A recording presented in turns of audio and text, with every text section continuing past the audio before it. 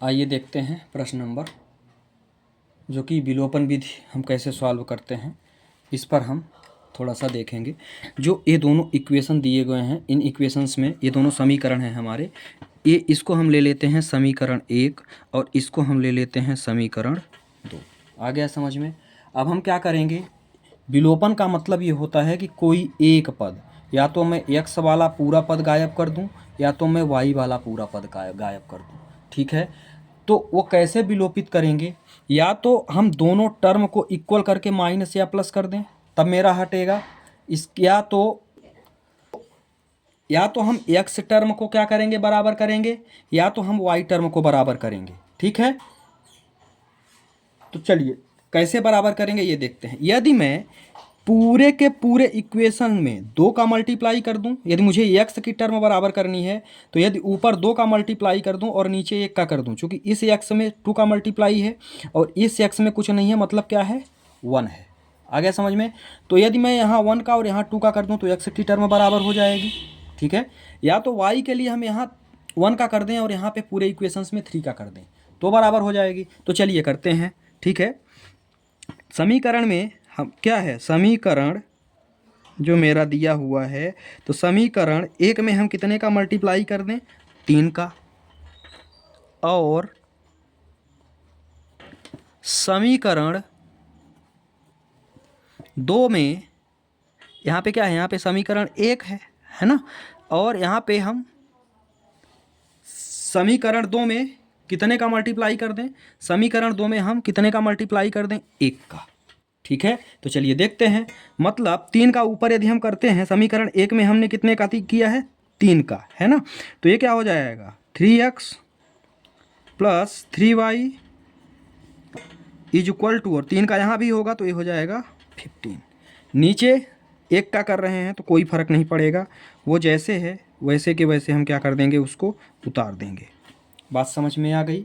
ठीक है, इसको दे दो इक्वेशन 3, इसको दे दो इक्वेशन नंबर 4। ठीक है, यहाँ बाजू में लिख दो, यहाँ आप लिख सकते हो समीकरण 3 प्लस समीकरण 4। समीकरण 3 और 4 को यदि हम जोड़ते हैं तो हमको क्या मिलेगा, ध्यान से समझिएगा भाई। इसको यदि हम जोड़ेंगे तो 3 में फिर 2 जोड़ेंगे तो ये क्या हो जाएगा, 5x हो जाएगा, होगा, कोई दिक्कत नहीं यहाँ तक। ये दोनों आपस में कट के क्या हो जाएंगे, ये तो 0 हो गए। और आगे मुझे क्या मिला, आगे मुझे मिल गया 19। कोई दिक्कत है? तो x बराबर यदि हम निकालना चाहें तो x बराबर मुझे मिलेगा 19, और यहाँ x के मल्टीप्लाई में 5 है तो यहाँ पे मुझे मिल गया x/5। बात समझ में आ गई? x का मान मुझे प्राप्त हो गया। y के लिए हमको क्या करना है, y के लिए हमको किसी एक इक्वेशंस में मान रख के निकाल लेंगे। कैसे निकालेंगे भी, चलिए देखते हैं। तो हम यहाँ लेते हैं समीकरण 1 से, क्या रखते हैं, समीकरण 1 से।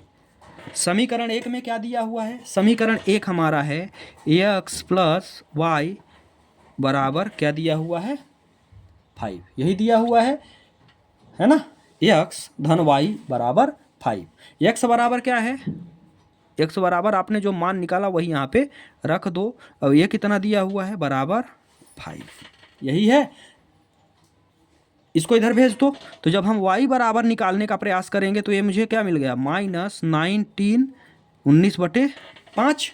ये 19/5 इधर प्लस में था, इधर जाएगा तो क्या हो जाएगा, माइनस में हो जाएगा। ठीक है, अब हम क्या करते हैं, अब यहाँ हम लेते हैं इसका लघुत्तम समापवर्तक। लघुत्तम समापवर्तक लेंगे तो ये 5 हो जाएगा, यहाँ कुछ नहीं है तो 1, तो 1 से 5 का करेंगे तो ये आ जाएगा 25, ये हो जाएगा ऋण, माइनस यहाँ पे हो गया 19, x बराबर।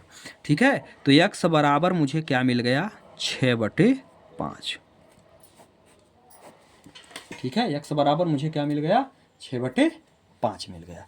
तो ये इस तरह से जो है हमारा ये जो विलोपन विधि है, इस विधि का एक प्रश्न आपके पेपर में, दोनों विधियों में से कोई एक प्रश्न आएगा। विलोपन विधि है, प्रतिस्थापन विधि है, तो इन विधियों में से एक विधि ये बहुत ही महत्वपूर्ण विधि है ना, जो कि आपके पेपर में आती है। यहाँ हमने क्या निकाला, x बराबर जो हमने मान निकाला वो निकाला 19/5, और दूसरा जो y का मान हमने निकाला वो क्या निकाला, वो निकाला 6/5।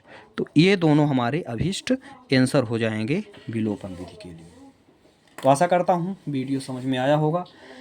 ज़्यादा से ज़्यादा शेयर करें, बहुत ही इम्पोर्टेंट टॉपिक है, इसको एक बार ज़रूर पढ़ के जाएं।